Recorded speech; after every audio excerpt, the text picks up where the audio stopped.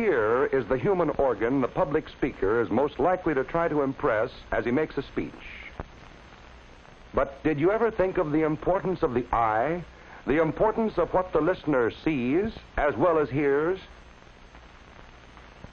Now just suppose you were a beautiful doll with rosy cheeks and big blue eyes, a doll that never talked. Or a tree that basked in the warm sunshine and rustled in the breeze, a tree that never spoke. Or suppose you were a spring flower, contrasting your colors with the blue sky. Do you know how you would be judged? You'd be judged mostly by your appearance, by the way you looked. Appearance is the basis of which a little... A man's prosperity is often judged by the appearance of his home, and thus is man himself judged.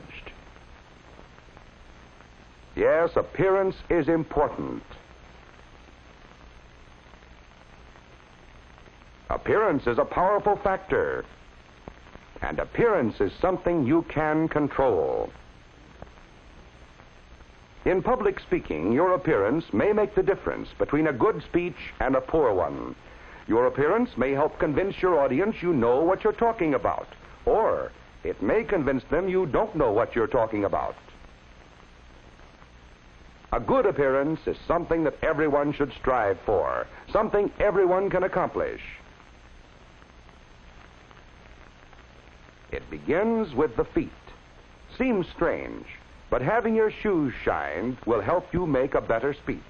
It will help your general appearance and make you feel better. Then you should have your suit cleaned and pressed just for your talk. This will help you look successful. Be sure to wear a clean shirt.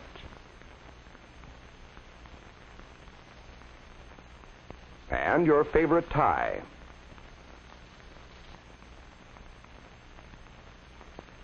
Be sure your hair is neat and clean, and you're all ready to go.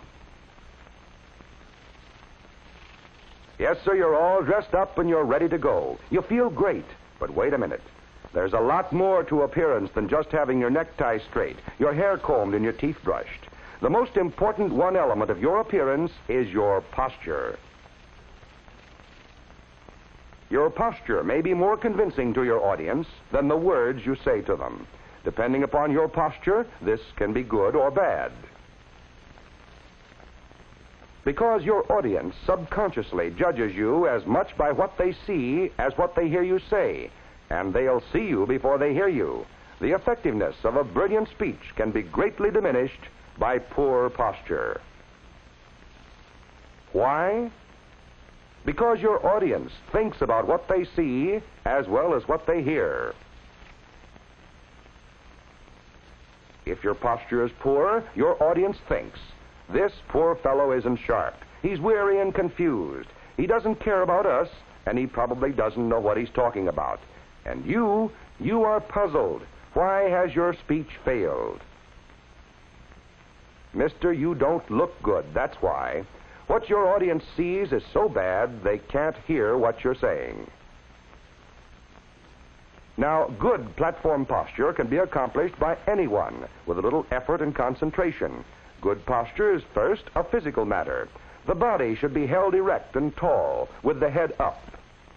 Secondly, good posture is a matter of the mind, your mind.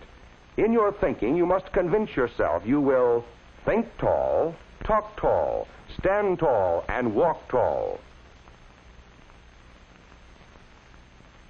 Remember that you must think tall, talk tall, stand tall, and walk tall. This will help you with your posture and your speech.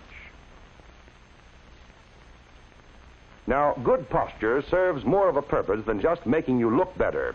It helps you to be comfortable because it keeps you well balanced on the platform. Poor balance, along with poor posture, causes some of the characteristic types of speakers you have seen. This type knows his subject and has good control of his voice. But look at him. He looks almost too tired to stand up. He balances first on one leg, then on the other.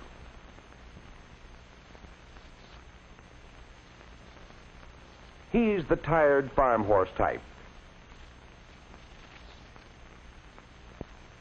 Then there's Miss Prim, the speaker who stands straight, tall, and rigid. She seems to be afraid she'll break, and she looks frightened and excessively formal.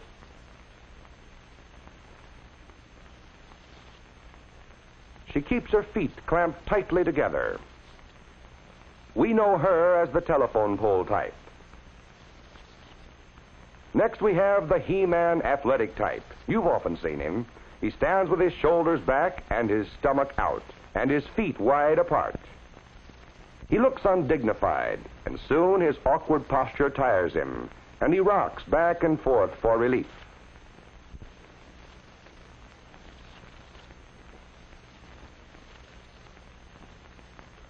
He's the rocking horse type. Lastly, we come to the type who leans. He leans on the table, back of a chair, or anything handy. In trying to be nonchalant and at ease, he makes himself thoroughly uncomfortable.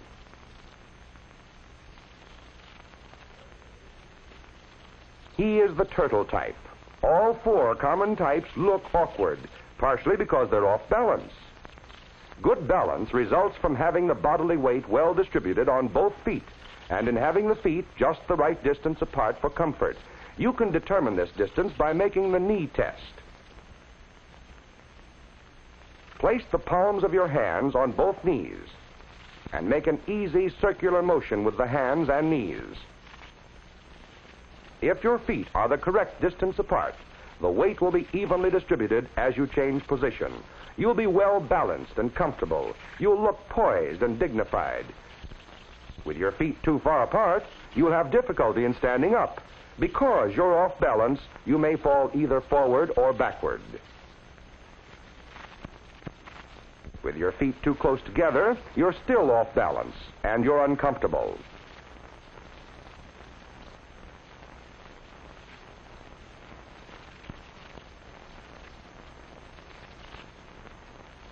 Try it until you find the easiest and most comfortable position. Then note the location of your feet. Always try to keep your feet in this position when you are speaking, and you won't have to worry about balance. And with good balance, you've conquered another phase of good appearance. Now remember that appearance is important, and that good appearance is easily accomplished. Just remember to think tall, talk tall, stand tall, and walk tall, and to achieve good balance. For good posture and appearance will greatly increase your ability as a speaker and a leader.